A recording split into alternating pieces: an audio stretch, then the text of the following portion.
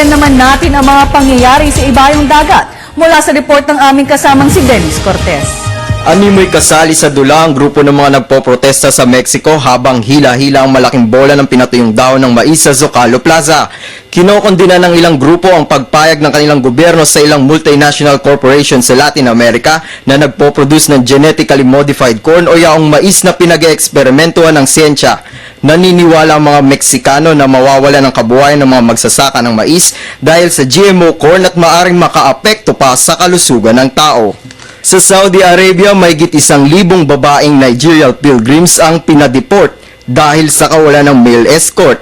Base kasi sa patakaran ng Ministry of Pilgrimage ng Saudi, kailangang may kasamang lalaki ang mga deboto. Bagamat nagpadala pa ng delegasyon ng Nigeria para makapagnegosasyon sa pamahalaan ng Saudi, bigo naman ang mga ito. Sa bansa naman, hindi pa rin nagpatalo ang Cebu dancing inmates sa phenomenal dance craze na Gangnam Style. Kahit umuulan, hindi alintana sa mga sumasayaw ang pag-indak at giling, mapakita lang ang sikat na sayaw. Dinaluhan ng mahigit 1,000 katawang Cebu Provincial Detention and Rehabilitation Center sa Cebu, kabilang na ang ilang dayuhan. Matatanda ang noong 2010 naging YouTube sensation ang Cebu dancing inmates matapos magkaroon ng mahigit 1 milyong viewers sa YouTube. Para sa Telebisyon ng Bayan, Dennis Cortez.